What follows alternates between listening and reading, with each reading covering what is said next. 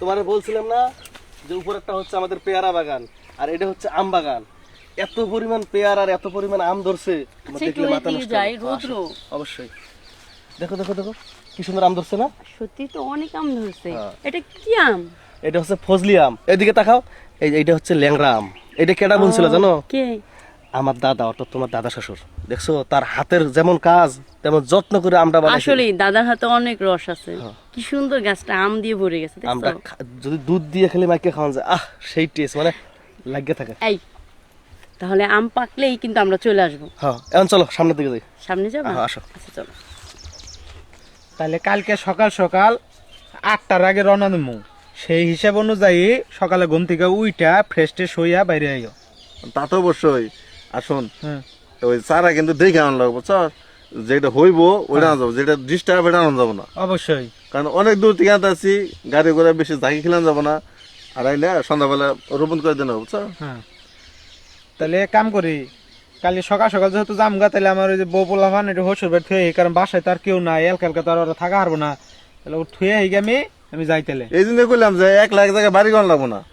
কি করবো হন কইরে হালাইছি, বাপ মার তো নাই, আহামরি যে হেনুকা করবো তো সময় নাই। তাহলে যাই আমি, গেতে আর আইতে তো মনে করো 2-2.5 ঘন্টা সময় লাগবো। হ্যাঁ তো যা থেকে। আচ্ছা ঠিক আছে, আমি যেতে যাই দি বাজারে। আসলে খুব সুন্দর তোমার গ্রামটা দেখতে। আর আম বাগান পছন্দ হয়েছে না? একদম। পারবে? হ্যাঁ। কি ব্যাপার? এই তো। কবে এসো তুই গ্রামে?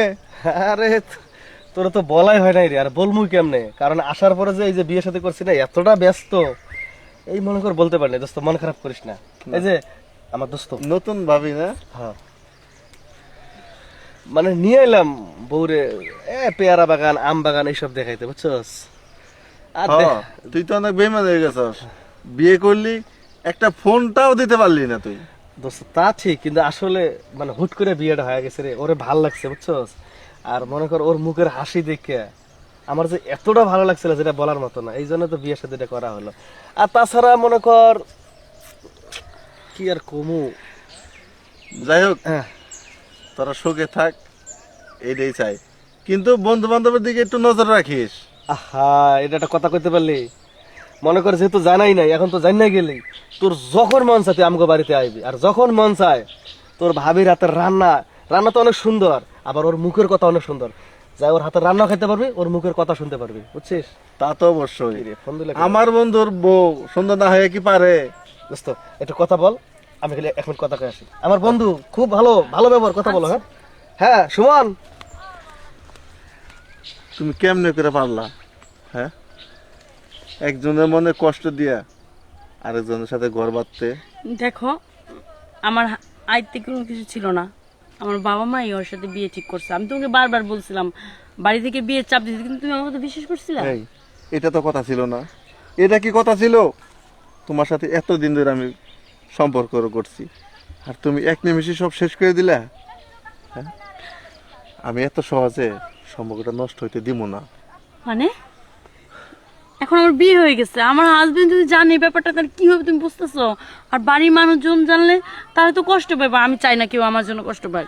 আমি যে তিলে তিলে কষ্ট পাইতেছি, এইটা তোমার কাছে কষ্ট মনে হয় না? দেখো, আমিও ভুলে যাওয়ার চেষ্টা করতেছি, তুমিও ভুলে যাও, তুমিও বিয়ে করে সংসার করো।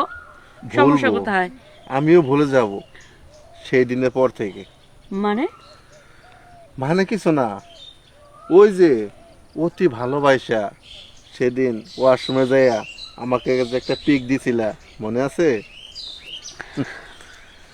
সেই পিকটা আমি খুব যত্ন করে রাখছি, একবারে সফটওয়্যার লক দিয়ে রাখছি, কেউ দেখতে পারবো না। আমি সেটা যখন অনলাইনে আপলোড করে দেবো না, তখন তোমাকে সারা দুনিয়া মানুষ চিনবে। কি বলতেছো তুমি? তুমি না বলে আমাকে ভালোবাসো, তাহলে আমার ছবি তুমি রেখে দিছো, অনলাইনে ছেড়ে দিবা? তাহলে কেমন ভালোবাসো তুমি আমাকে? যেমন তুমি ভালোবাসছো আমারে, বিয়ে করছো অন্যজন রে, সেইভাবেই। দেখো, এই কাজটা করো না প্লিজ, অনুরোধ করতেছি। তুমি ছবিটা ডিলিট করে ফেলাও, নাহলে আমার সংসারে অশান্তি হইব। বুঝতেছো না কেন? আমিও চাই না তোমার সংসার অশান্তি হোক, কিন্তু যেটা আমাদের বিয়ের পর হওয়ার কথা ছিল, সেটা আমার সাথে একবার হইলেও করতে হইব। কি বলতেছো তুমি?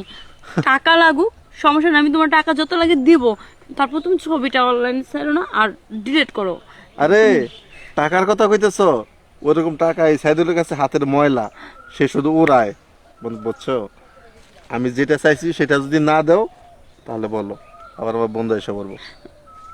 তুমি যা চাও তাই হবো, কিন্তু অনুরোধ তোমার এই ছবিটা কাউকে দেখায়ও না।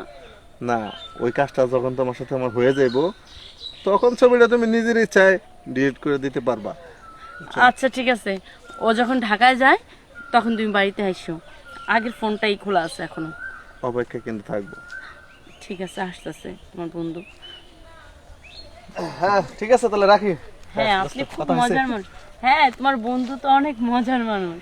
খালি মজার না, ছোটবেলা থেকে এই ল্যাংটা কাল থেকে ও যে দুষ্ট দুষ্ট ছিল, একটা আম জাম কাঁঠাল কারো বাগান থেকে কেউ যে আমরা চুরি করতে না পারতাম, ও চুরি করতো। দোস্ত তাহলে তো কথা হলো, আসিস। আর যেটাই হোক, ভাবি কিন্তু মন মানুষের কথা অনেক সুন্দর, তুই কিন্তু কখনো কষ্ট দিবি না। আবার জেগে দোস্ত, তুই এই কথাটা কইলি, আমি এটা প্রত্যেকটা সেকেন্ডে ভাবি, আসলে আমার কপালটা যে এত ভালো, এত সুন্দর একটা লক্ষ্মী বউ পাইছি দোস্ত, মানে অসাধারণ রে। যাই হোক, এত কথা রাস্তায় বলবো না, আমি তোদের বাড়িতে যাইবো, বাড়িতে যে খাবার খাইবো আর কথা বলবো। আচ্ছা তাহলে তো আরো ভালো হলো, তাহলে ঠিক চলো আছে? আমি তো বাজার যাবো। দোস্ত আসিস কিন্তু, হ্যাঁ আচ্ছা ঠিক আছে, আসো।